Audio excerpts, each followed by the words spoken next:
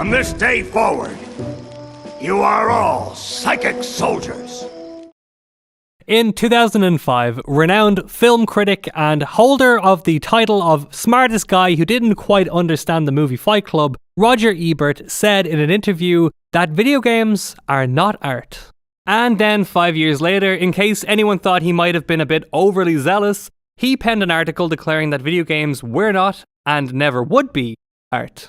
In the article, he conceded that they could someday rise to the level of true art, but that no gamer on Earth at the time would live to see that day. This was in 2010, halfway through the PS3 and 360's life cycle. Video games have been around for a long time if we count 1972's Pong as the first real game to be played virtually, and by that point there had been a ton of truly awe-inspiring narratives told in video games. In 2010 alone, Mass Effect 2, Red Dead Redemption, Limbo, and Fallout New Vegas were released, all of which I could make a video arguing their validity as art.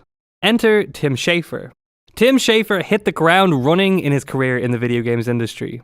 At the tender age of 22, he got his first job at LucasArts as a programmer and writer. Tim would work for LucasArts for the next 11 years and would write some of the most memorable and adored dialogue in video games, penning lines for classic adventure titles such as The Secret of Monkey Island, Day of the Tentacle, and the brilliant Grim Fandango. Schafer's sardonic wit and ahead of its time, nearly proto-millennial humour would go on to influence generations of writers. In the year 2000, Schafer would leave LucasArts to found his own studio, Double Fine, who have gone on to produce a number of critically acclaimed cult classics such as Brutal Legend.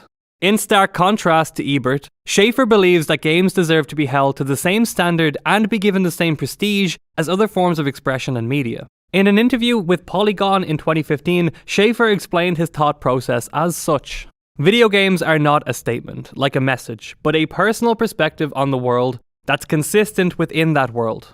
It's not something that was designed by committee or designed by a marketing focus group. Someone really dug deep into their own mind to pull out something personal to say in a game. Now, Tim doesn't have to make long-winded metaphysical arguments about the nature of art, because that's what I'm about to do. So hopefully I can explain why this one quote embodies the main components that people have been arguing constitute a piece of art for centuries. As Ebert himself said in a follow-up article, he finds it tough to define art. But there are three broad headings generally that can encompass it: the expression, the imitation, and the form. But we ain't no fancy schmancy philosophizers. We're gamers, and we're here to talk about games. And today, we're talking about one of the greatest games of all time, Psychonauts. Like all great works of art, Psychonauts didn't really get the attention it deserved when it was first released, despite positive critical acclaim. Since then, it's gone on to achieve cult classic status, with a crowdfunding appeal for the sequel reaching nearly $4 million in 2016. Psychonauts follows the story of Raz, a psychically gifted 10-year-old who runs away from his circus family to attend the summer camp which trains the eponymous psychic soldiers. Throughout the game, you enter the minds of a number of individuals and have to fight manifestations of their inner fears, regrets, and desires in increasingly difficult 3D platforming levels. This starts off simply enough as you learn the ropes inside the organised minds of the camp counselors. But later the game has you tackling the chaotic brains of people who aren't so well adjusted, exploring in the abstract the mental states of people suffering from some real-world, identifiable mental health issues. Representations of the perspectives of people with such problems have been the subject of fascination for a lot of human history. And while this game uses some outdated theories from the Freudian, Jungian, and psychoanalytical schools of psychology, it's the symbolic interpretation of those ideas that elevates Psychonauts to the status of true art. So, with our questions in mind, let's lay out our case for viewing video games as art in the way that they deserve. But before we begin, I want to first say a big thank you to all the new people who have subscribed. For those who are unaware, this video is part of a long-term project called the Steam Pilgrimage. The idea is to stop buying games and getting sucked in by key reselling websites and online sales, and finally play and finish every game in my Steam backlog, and of course then make videos and chat with you guys about it. If this is something that you want to tag along for, then maybe consider subscribing, and if you don't want that kind of commitment, but you like the video, a thumbs up or a share is always appreciated. You can also join the Discord server or use the hashtag SteamPilgrimage on social media to share your experiences and start hacking away at that backlog.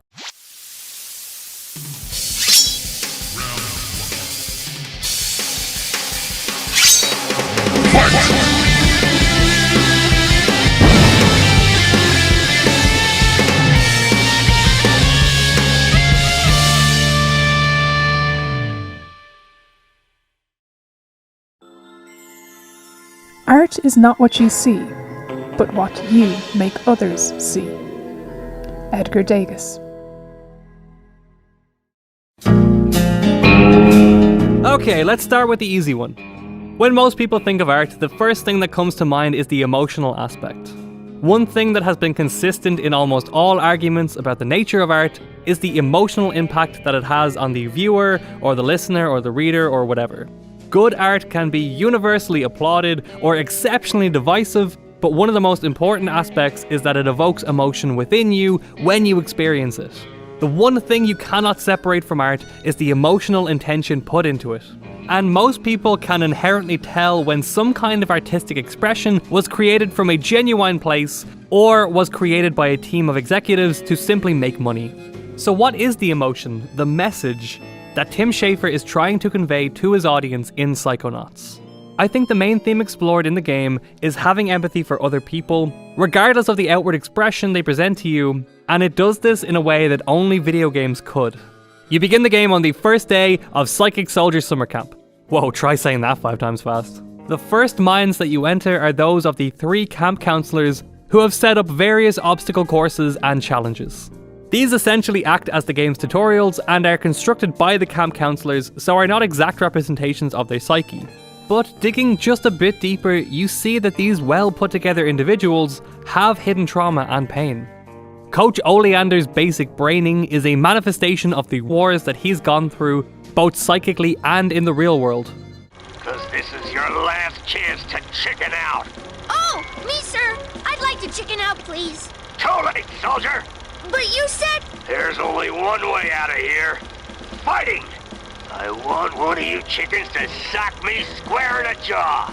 Part of him revels in his past glory, but other hidden secrets in his psyche reveal the pain he experienced as a kind, sensitive, animal-loving child whose father was a cold and distant butcher. But more on that in just a second. Sasha 9 is the classic, sophisticated secret agent. Smart, dapper, and vaguely German, just to drive the point home that this guy is the definition of organized. So tacky. I can't look directly at it, but I control those feelings, focus them, concentrate, and release. And the world is a better place. Your turn. You enter Sasha's mind to learn how to shoot psychic projectiles. That's telekinesis, Cage. And the construction that he creates in his mind as a representation of his psyche is a cube decorated with postmodernist, minimalist art design to really hammer home just how cool and cultured he is. He gives you your training license for the shooting ability and then gives you a lever that you can use to summon sensors from his mind. These are anthropomorphized representations of a real-life concept of the filter that we use to regulate our own thoughts. However, when Raz feels that the training's going a little bit too slowly, he cranks the lever up to max, and Sasha's mind completely unravels into a cluttered mess of everything that he represses, from unmade beds to children's toys left untidied. Sasha is a highly strung individual who's one small leak or outside interference away from completely unraveling, and it's highly suggested that he might have a form of high-functioning OCD, despite his very nonchalant real-life attitude. And the last of the 3 camp counselors is the fun-loving Mila Vordello. Obviously based off of the classic 60s psychedelic secret agent. Jesus Christ, try saying that 5 times fast. Mila is the kindest and most considerate of the 3 counselors. I mean, look at my hair, darling. How can hair this fabulous not be on TV? Now, darling, the best way to learn levitation is to just try it. She is soft-spoken and empathetic, and the only one of the 3 whose mind you can't be kicked out of for failing her objectives. Her entire level is one giant psychedelic disco party where the kids can dance and have fun in between learning to levitate. However, in a small room off to the side, Mila is hiding a terrible secret from her past. Mila used to run an orphanage in her home country of Brazil. One day while she was out, the orphanage caught fire and she was unable to save the children inside. This is the first time she had a psychic awakening, just in time to hear the mental screams of those children calling out for her to save them. These screams have lingered in her mind and caused her to have nightmares about children begging to be saved. This nightmare room shows that while she now has this part of her memories compartmentalized and under control, They still exist in there somewhere and have definitely contributed to her current personality, although arguably in a healthy and positive way. After all, we can always use more compassionate people with genuine love and enthusiasm for shaping the younger generations. But from her outward appearance, you would never guess that her thoughtfulness comes from such a dark place. After the tutorials are complete and you take a few jaunts into your own psyche, Raz starts to notice that some of the campers have begun to go missing. Once they've returned, Raz finds out that they've had their brains removed and now only want to sit around all day watching television. And I don't really know how I feel about one of the main plot points of the game essentially being a boomer meme. One of the kids tells Raz that there's something in the lake that's been snatching them up, and when Raz finally notices enough of his friends have been lobotomized, he goes to investigate.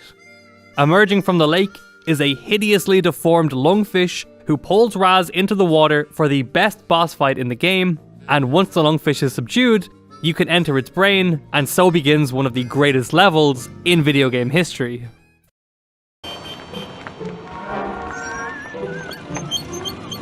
Top of the morning to you, ma'am. And good day to you, Officer Lungfish. How are you today? Oh, damp and happy, can't complain. And what are you and the wee one up to on this lovely day? Oh, just obeying the law as always. All posted directives followed to the letter. Ah, good to hear. Not a one of us want any trouble, that's for sure. From the fish's perspective, you are actually the monster, and the construction of the fish's brain is a city of tiny lungfish, of which you are proportionately Godzilla-sized. The inhabitants originally fear you and the army is sent in to take you down, but you soon have to team up with a group of revolutionaries to free the mind of the lungfish from the brainwashing it received that forces it to follow orders. Freedom! Freedom! Freedom! There's so much great stuff in this level that we'll talk about in the other sections of this video, but this dramatic shift in perspective really reinforces the emotional point of the entire game. Quote-unquote evil people don't truly exist, but instead you are a product of your environment and circumstances. You can't truly know how people see a problem or an aspect of reality as you haven't lived the life and gained the perspective that they have. Now, this isn't something that I necessarily agree with, or at least not entirely, but it is clearly one of the main themes of the game, and it is conveyed in a way that people can succinctly identify and come up with their own opinion on its validity. And this is the point of art from the expressionist side of the argument. To convey an idea of humanistic truth to a person and get them to at least ponder the idea being presented, even if you can't persuade them to come over to your way of thinking. And to top it off with a comedic flourish, we find that this lumbering, gravel-voiced mutant fish's name is Linda. What a magical lady. Have you learned yet not to make assumptions? And to really solidify this point, we have to jump all the way to the end of the game. So it turns out that Oleander has been the one stealing the campers' brains in order to power a new psychic tank. After a mishap, Oleander and Raz's brains become intertwined, and both are stuck in a mashed up combination of both of their minds. For Raz, this materializes as the circus that he ran away from, but for Oleander, this drags him back to his childhood. Oleander even still sees himself as that scared little child whose father killed his pet rabbits for food. Once you defeat the mental representation of his father's tyranny, Oleander's personality changes dramatically. In the final scene of the game, instead of being hauled off to jail or medium security prison, thank you, he's instead forgiven for his actions. So, that brings us to the end, where, as you can clearly see, the personal demons causing my negative behavior have all been eradicated, leaving me sane once again. This is also corroborated in CAT scan number 3 on page 59 of your handouts. The evil within him was caused by his inability to process and deal with the traumatic elements of his young life, and can we really blame or hold someone accountable for this? He didn't choose to go through this agony, and he couldn't help how it affected his actions later in life. But once helped to resolve these issues, he was able to redeem himself and go back to being a productive member of society. No one is beyond redemption, and even the most sinister people who literally want to steal children's brains have some deeper part of them that can be understood and worked out if you're willing to show them a little empathy. Again, you don't have to fully agree with this, but that's the point the creators were trying to make, and they've made it very convincingly, opening the topic up for discussion, rumination, and eventually becoming the subject of a brilliant YouTube video hosted by an exceptionally handsome orange cartoon avatar.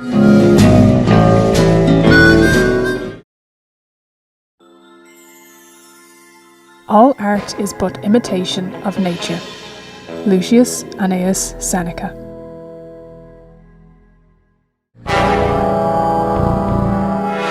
The next part of this philosophical equation is the imitative aspect of art, sometimes referred to as the memetic. The term mimesis was coined way back in ancient Greece, and in its original definition, mimesis was taken as a more literal statement, meaning a replication of something from nature. The more closely the art resembled the thing that it was based off of, the greater the value it held. This was actually originally a denigration of mimetic art by the grandfather of Western philosophy, Plato, who thought that all art that tried to imitate life would always pale in comparison to the thing that it was trying to imitate. Thankfully, Plato's student Aristotle wasn't such a pessimist and believed that through the emulation and embellishment of life, mimetic art could be truly moving. So you may ask, in a world of psychic soldiers and whatever the hell this guy is, how exactly does Psychonauts emulate reality? As we now know, thanks to about 100 years of study into the human mind, emotions come from the brain. These emotions can sometimes run a bit wild, and behavioral as well as biological malfunctions can cause psychological disorders to manifest. These are, for all intents and purposes, products of nature, but they aren't really tangible. But this doesn't mean that they can't be represented in the abstract in a way that allows people to identify them accurately. There are a number of different collectibles that you can find in each person's brain which represent real-life concepts that we use when talking about the human psyche. The most common one that you'll find all over the place are figments. These are, as you may have guessed, figments of the person's imagination. The term figment of your imagination was first coined in the novel Jane Eyre, a book I'm sure Ebert would describe as true art. Figments are something that we can all identify within our own minds. A shadow in the night scaring you as you imagine something else for just a split second is a great example. They are a product of nature and biology that we can comprehend, but it's the job of art to realize these conceptions and imitate them into something that we can associate with. Figments in Psychonauts usually take the form of something that the person tends to think about or ruminate on a lot. Coach Oleander's figments are mostly infantry or instruments of war, but these can take on some interesting forms, and it's fun to think about Oleander sitting around imagining, I wonder what it's like if a duck was a soldier. These figments can also change depending on where in the mind you are.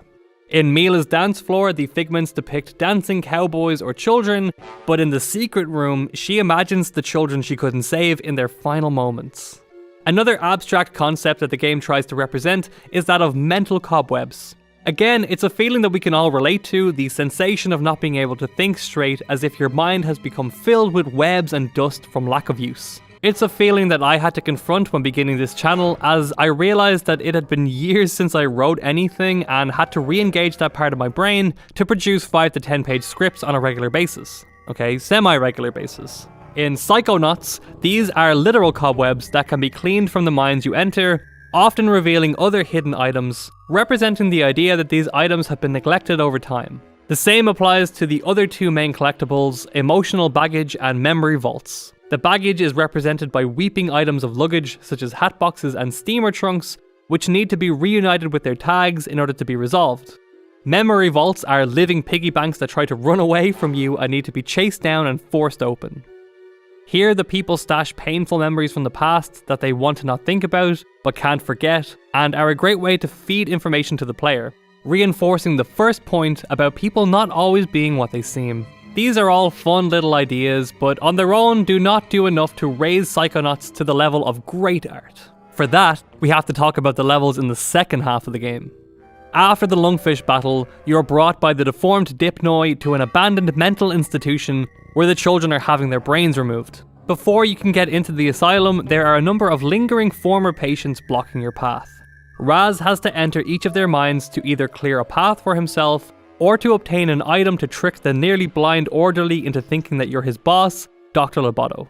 The first of these affected individuals is Boyd Cooper. Seemingly a security guard posted outside the asylum to stop intruders, Boyd seems very jumpy and is muttering to himself about someone called the Milkman. In his mind, you find a twisted string of roads modelled after a 1950s American suburb. These bending roads are supposed to represent the way in which Boyd views the world and the distorted logic that he filters reality through. Interestingly, Boyd's mind is starkly devoid of sensors compared to the others that you encounter. In a healthier mind, sensors would roam the brain, keeping out harmful or overly exaggerated thoughts, but Boyd's inability to properly self-censor is likely the cause of his paranoid delusions, unable to differentiate between fact and fiction. His mind is also full of G-men, these shady-looking characters who seem to be constantly spying on people. They take up roles carrying props to imitate people that Boyd would see in real life. This guy is carrying a stop sign, so he must be a crossing guard, and you can slip past the G-men by carrying the same props as they do. This again is part of Boyd's delusion, and this is how he sees people in the real world, as two-dimensional figures who are just out to get him. The final encounter in the level has you facing off against the Den Mother, who is keeping the elusive Milkman under lock and key. Once defeated, it's revealed that the Milkman is actually Boyd, or at the very least, part of his personality. In Boyd's memory vault, you find that before he became paranoid, he burned down a shopping centre after being fired from his job there as a security guard, using milk bottles to make Molotov cocktails. Coach Oleander then brainwashed the very fragile Boyd into thinking that he's a security guard, repressing the Milkman inside of him until he's released again when the Den Mother is defeated. The entire level is dripping with symbolism for the state of mind that Boyd finds himself in, and it's no wonder it's a fan favourite. These are representations of real-world, intangible but observable mental health disorders, such as paranoid delusions, albeit with a healthy dose of artistic license. The next obstacle is Gloria Van Guten. Found giving a rousing performance to some inanimate objects, Gloria is a former actress driven insane by her own self-doubt. Raz needs her award to make it look like he has a hook hand like Dr. Loboto to trick Crispin the Orderly into letting you by. When you approach her, however, she becomes immediately hostile and chases you away. Inside her mind, the traumatic events of her life play out in an endless series of children's plays. You can find a number of scripts around the level in order to have the characters in her mind reenact parts of her life. However, there's an extra twist.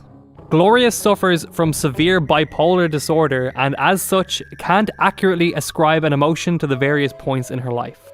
You can have each of the scenes play out in either a tragic or comedic fashion in the ancient Greek sense of the words. Gloria is also burdened by the critic, a giant, bloated, pompous observer who continually criticizes the plays even when they're put in the right order. Having an overly inflated critic represent the idea of an overly inflated inner critic isn't exactly hard to understand, but the theatre of her mind is also haunted by the Phantom. Once you put the plays in the right order, with the right emotional context, you can ascend to the catwalks to confront the Phantom. And once there, you find that the Phantom and the critic are one and the same. I totally guessed that. You said it was Becky. You then fight the critic and expose him to Gloria by literally shining a spotlight on the problem. Once defeated, the critic shrinks down to a much smaller, squeakier, and less intrusive size. And while not gone completely, Gloria realizes that her inner critic was the thing ruining her every effort in an endless feedback loop of self-denigration and sabotage. Next up, you have the choice of heading into the mind of Fred Bonaparte or Edgar Teagley. We'll invade Fred's head first. Fred on the outside seems to be semi-lucid, and he's able to comprehend the situation he's in, but accepts that he should probably be in the institution. Mr. Bonaparte. Shh, I only think I'm Napoleon Bonaparte. Do not listen to the weakling. He denies his lineage because he feels it. I like your jacket. Very strappy. You want it? You can have it. Just help me undo these buckles in the back and all. What are you doing? The uniform of this army is sacred. We shall wear it proudly until the battle is over. Help me. He seems to have some sort of split personality disorder, and the last name of Bonaparte isn't a coincidence. He is an actual descendant of the famous French conqueror. Originally an orderly at the hospital, he tried to help Crispin, who was originally a patient, by getting him to play a board game called Waterloo. After being beaten 27 times in a row, Fred suffered a mental split and a distinctive separate personality formed, taking on the mannerisms of the actual Napoleon Bonaparte in order to become a better tactician. Inside Fred's mind, he and his ancestor are locked in a never-ending match of the board game.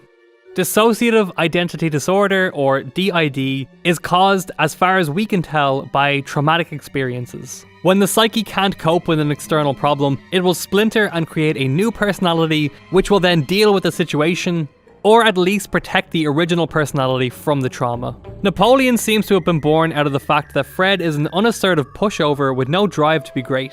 Fred is completely uninterested in playing anymore and now sees his current predicament as something he would rather just be rid of. In his mind at least, his own personality is completely detached from that of Napoleon's. However, without resolving the issue and integrating the other personality, it will continue to affect his ability to control his physical body. The struggle that Fred feels to regain control of his body is represented as a game of war against one of the greatest military tacticians of all time.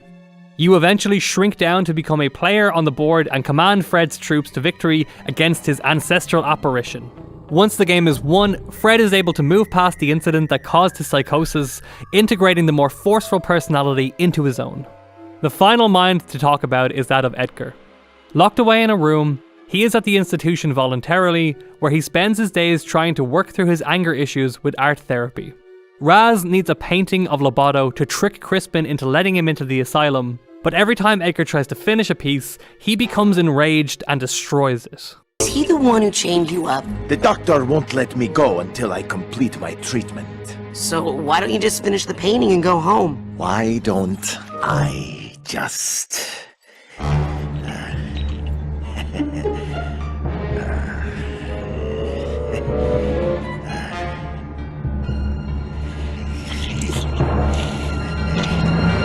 Wow! See? Sometimes you just have to... Huh. You painted a bullfight over the doctor's face. Inside Edgar's mind, we find him lamenting the loss of his one true love, Lampita Passionado. He is attempting to create a tower of cards to reach Lampita, who is currently trapped in the sun, weeping rose petals. It's all very romantic. The deck Edgar is using is missing the queens, which would explain why he can't reach his beloved, and a bull named El Odio rampages through Edgar's mind, knocking down the stack. Raz is tasked with finding the 4 queens in order to complete the tower. As you make your way through the level, you encounter a number of dog painters that you can buy items from to help you progress. These dogs tell the story of Edgar and Lampita. Edgar was commissioned by the great matador Dingo in Flagrante to immortalize him in paint. As Edgar worked on the piece, Lampita fell for Dingo and the two ran away together. Now the bull rampages on with no one to fight it. This, however, isn't exactly the full story, and after a few encounters with the dogs, they tell you what really happened. Dingo and Lampita don't exist, at least not in the real world. They are based off of Edgar's high school sweetheart and the man that she ran away with. In high school, Edgar was on the wrestling team and was dating a cheerleader named Lana Panzomi. One day, she left him for one of the male cheerleaders named Dean, and this made Edgar lose his next wrestling match and cost his team the championship, causing his teammates to disown him. To collect each of the 4 queen cards, you must defeat a luchador in a wrestling match, representing his former wrestling pals. Once you have them all, you can follow Edgar up into the sun, but once you get there, he is nowhere to be seen. Instead, Lampita proclaims that she is being held captive by El Odio. Just then, the beast appears and it's revealed that Edgar was El Odio the entire time. Once you knock him out, he reverts back to his human form. And Raz tries to contextualize the issues he's having by explaining that he has to let his anger go. However, at this point, Dingo/Dean shows up and the two characters start to act like their real-world cheerleader selves. What's up with the junior? Yeah, we were full-on varsity. Give me a G! G! Give me an O! O! This enrages Edgar again and he transforms back into El Odio, but is no match for the mental matador. When Dean is defeated, Lana runs to him and Odio finally sees that it's foolish for him to still be hung up on something that happened so long ago, and instead of losing his cool, just banishes the memories to another part of his mind, finally letting them go.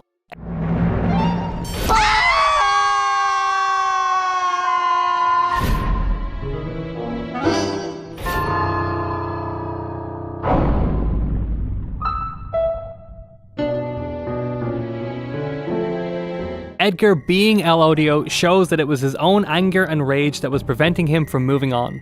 Neither Lana nor Dean ever seemed to be a real threat to him. In fact, Lana claims that Edgar is the one not allowing her to leave. Edgar keeps everyone in his mind captive, including himself, and can't move on with his life until his own anger problems have been resolved. The problems that each of these 4 characters experience are all very, very common internal struggles, which have been anthropomorphized into something that we can identify with. There isn't literally a bull running through Edgar's mind, but I bet his anger issues probably make it feel like there is. Fred's struggle to maintain control of his body must seem to him like a constant war between himself and the entity that has invaded him. Again, all real-world natural phenomena that we can see play out in our lives every day, which has just been interpreted artistically in order for us to appreciate and ponder it. And this is the memetic argument for Psychonauts as a piece of art. So we've covered the emotional intent behind the art and the parts of reality that are being represented. Finally, we need to discuss how all of these are tied together into something that you can experience, and that is done in the form. Art is the signature of civilizations. Gene Sibelius.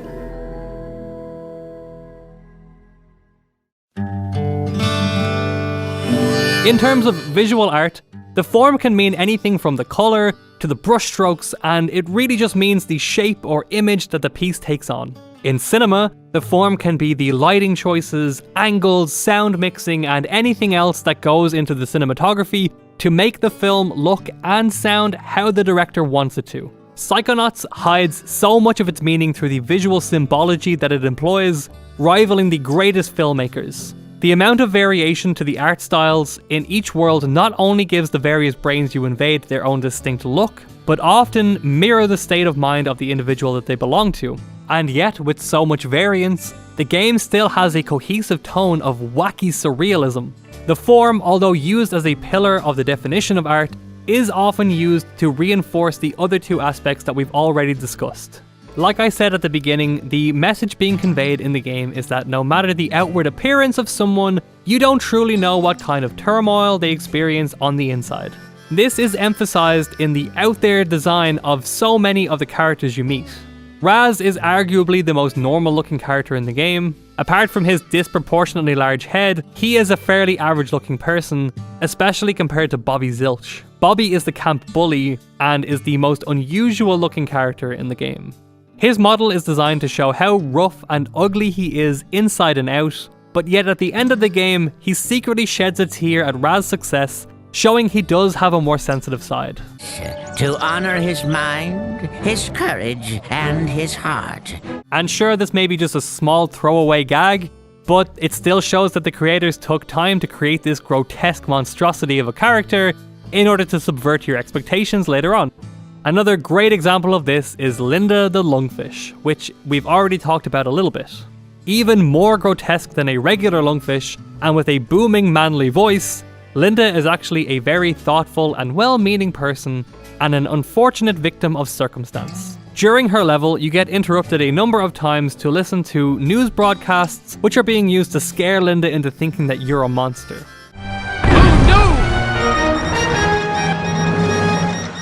The peaceful city of Lungfishopolis is under attack tonight by a hideous, gigantic monster the terrified citizens have named Guggalore. The Navy has responded quickly and decisively, dispatching its entire tank division to neutralize the creature.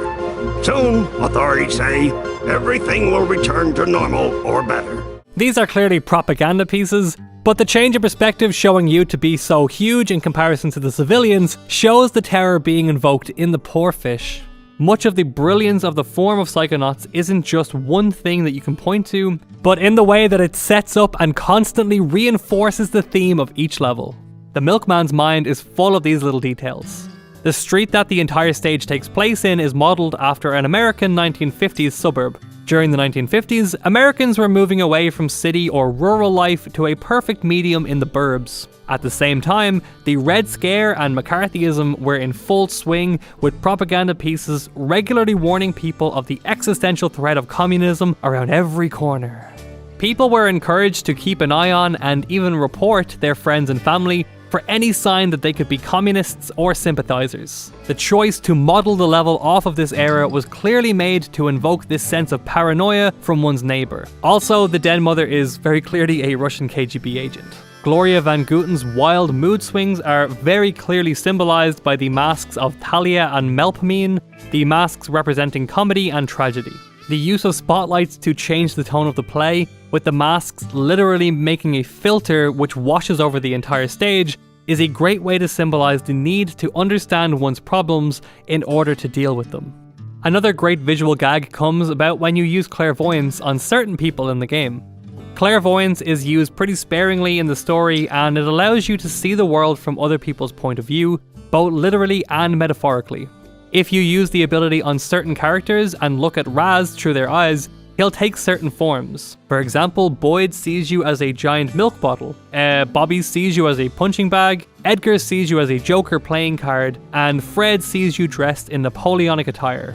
Small details like this add to the artistic quality, as it shows the devs thought through the message and thematic aspects of the game enough to include them. The game would obviously still be fun without these little tidbits, but these flourishes are the sign of expert artistic expression. And finally, the aesthetic powerhouse of the entire game, Edgar's level, Black Velvetopia. The entire world is so visually striking, and yet the transition is incredibly pleasant rather than being jarring. We've already discussed the symbolism of this level, but along with the Milkman's conspiracy, it's easy to see why this is such a fan favourite. Throughout the level, you can buy pictures from the dog painters, and these pictures can be used to interact with the world, like this guitar painting creating a real world guitar that you can climb to reach higher levels. This is pretty much the closest we're ever going to get to having a Salvador Dali inspired video game level. Let's have a bit of fun and expand this definition just a bit. Video games are an entirely unique medium compared to all other forms of expression in that they are interactive, and the interactivity of them is essential. So I don't think I'm stretching here to say that the gameplay as well as the technical prowess can be considered part of the form of the game. And the gameplay in Psychonauts is incredibly varied, with no other level highlighting it as much as Fred's level, Waterloo World. The level takes place from 3 perspectives in real time. The top world is the regularly proportioned world where Fred and his ancestor are duking it out. Then you enter the game, emerging on the board the same size as the pieces, and can easily traverse the entire area quite quickly this way. But you can also shrink one size smaller again to interact with the world as if you are an inhabitant of it. This shrinking and resizing happen in real time and force you to think about the level on many different dimensions. This new definition of the form of art isn't one that's widely held because I literally just pulled it out of my ass, but the definition of art in general changes so often that we can make a strong argument that form could be expanded to include gameplay in the case of games. After all, it is the mechanism through which you experience this piece of art. So, with our case laid out as to how Psychonauts meets the criteria for art, let's address Ebert's arguments for excluding video games from the realm of artistic expression. Ebert's arguments meandered over the years, which is fair, as it's a position that he had to defend on numerous occasions in various states of preparedness. His initial contention was that video games require player input and allow the user to affect the experience, making it different from art, literature, and music. Essentially, the point is that if you as a player can change or affect how the game plays, then you are not fully experiencing the work the way the creator intended, like you do while watching a film, and therefore video games cannot be art because you can't curate every aspect of the presentation.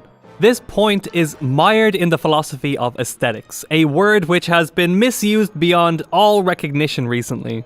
The study of aesthetics is the study of art and beauty, and to find a piece of art aesthetically pleasing is to be impressed by it for its pleasing qualities. These qualities are, of course, entirely subjective, and the philosophy of aesthetics is more concerned with providing you with the tools and vocabulary to express why you find something aesthetically pleasing, than to create rigid rules and definitions that art has to fit into. But Ebert does make a good point. If I miss something while playing a game, let's say I miss a hidden room that contains a perspective-changing piece of lore, then my experience of the game has been altered in comparison to how the maker of the game may have wanted me to experience it. The problem with this argument is that you can take it to an extreme in order to invalidate so many other forms of art. Does watching a film that was shot for IMAX on a computer monitor exclude that from being art? My other creative outlet apart from YouTube is music, and I spend a long time recording and mixing my songs so that they sound really, really good coming out of my expensive studio headphones. But then someone else is going to come along, download the song onto their phone, and play it through a crappy €5 speaker that was probably installed into the device as an afterthought. Is my music now no longer art because I can't personally control how people listen to it? No, it's not art because it's terrible. But that brings me nicely onto Ebert's second point. Ebert claims that there has never been a video game that rivals the artistic value of the greatest writers, poets, musicians, and filmmakers. Now, this is arguable, but then again, does something have to be as influential as A Midsummer Night's Dream to be considered art? This is the high art versus low art debate, the idea that there is some kind of hierarchy to the value of certain types of artistic expression. Although it might seem like a bit of a pissing contest now, the debate over high art and low art started in a slightly more nuanced fashion, with high art being classified as contemplative abstract art and low art being more akin to a craft. A great example that I found in the article that I stole this nice little graphic from is poetry versus mystery novels. One is usually deep, personal, and is a statement about the world from the author's point of view, and the other is media for mass consumption that tends to have a rough formula to it. The argument has now morphed into the broad category of fine art becoming synonymous with high art and everything else just chucked under the low art umbrella. Ultimately, the distinction is pretty subjective, and every generation a new genre or form of art comes along and is scrutinized by the old guard. Now, don't get me wrong, I don't want to go too hard on Ebert, as he was a well-respected individual who was more than entitled to his opinion. But this sentiment is one that's been shared amongst critics of the video game medium for a very long time. And if we lived in a perfect world, we could all just accept each other for our differences, but this dismissal and belittlement has left video games particularly vulnerable to censorship. We saw this happen in the 1980s, and more recently, a new wave of censorship and condemnation of gaming as a subculture has begun to emerge. Even outside of the US and its juicy First Amendment, various freedom of speech or expression laws protect artists who want to explore taboo or controversial topics. But the artistic value of video games varies wildly from culture to culture. While in the process of writing this script, in fact, the 6 Days in Fallujah debate has returned. For people who don't know, this was a game that was originally announced back in 2009. The game is set during an actual conflict that took place in the city of Fallujah in Iraq. This battle took place in 2004, so the game being planned for release less than a decade later didn't sit well with people. And after a torrent of calls to have the game banned, the studio shelved the project until recently a Steam page for the game emerged with a 2021 release date. If there was a movie announced about a historical battle like this, or a book recounting the events, there would be some reverence paid to the sanctity of the writer or filmmaker's decision to chronicle this historic moment. But because games aren't given this level of prestige, calls for the games to be banned from the Steam store have already begun. And okay, it's easy to see the distinction between watching something and in some sense simulating it, but the argument that this game could inspire some kind of vague hatred or desensitize people to war has been debunked time again. Often the most vocal critics of war are poets such as Siegfried Sassoon, who came back from the front lines and knows all too well the horrors of war. Who's to say that coming that close to experiencing the atrocities that occurred during that battle wouldn't show people why such things need to be avoided in the future? If the game is censored or banned before release, we'll never truly know. I even wonder if Psychonauts could be released today. I know there's a sequel coming out, but it's hard to imagine a world where it isn't met by a chorus of people demanding it be censored or banned because of its depiction of mentally ill people, or the oversimplification of how people deal with their mental health problems, or some other vague moral justification that people use when they're trying to ban things that they don't like. And that would be such a shame, because Psychonauts actually had the exact opposite effect on me. Even as a child, I remember having incredible amounts of empathy for the characters, even Oleander, who by the end of the game turns out to be a sympathetic figure. Too often, people misinterpret taking on a difficult or serious subject matter in a lighthearted way as an insult to that subject, when in fact it's the exact opposite. Psychonauts uses its cartoonish style and over-the-top character models to lure you in, and then subvert your expectations by showing you something about the human condition. So there you have it, an in-depth look at Psychonauts, not only as a video game, but as a piece of art. And I'm sure a lot of the people who are watching this, who've actually played the game, are thinking, you've barely even talked about this game at all, and that's very true. I skipped over large portions of the story, or didn't tackle them in order, and I basically skipped over all of the gameplay aspects because I wanted to talk very specifically about the artistic value of Psychonauts. There's 1,000,001 other things I could talk about with this game. It has great level design, the gameplay still holds up quite well, and the voice acting is brilliant, but for this video I wanted to hone in specifically on this one very particular point. But I hope this video has enticed you to go and play or possibly replay the game, as it's one of my favorites, and by forcing you to confront the inner turmoil of people who on the outside seem scary and different, it delivers its emotional content in a way that other media just simply cannot. So if you haven't played the game already, go pick up a copy. It goes on sale on Steam regularly for €2 or even less. And the Steam version worked right out of the box for me with an Xbox 360 controller. You have no excuse not to play this. And like with all games on the Steam pilgrimage, we like to talk about how this game ended up in our Steam library. Well, I bought it. I bought it straight up. It was on sale on Steam. I was feeling nostalgic, and it was a great game from my childhood, and I have no regrets about this one, unlike a lot of the crap in my Steam library that I'm avoiding until this channel gets popular enough to justify me putting myself through the hell of playing them. And with that, I will leave it off to you.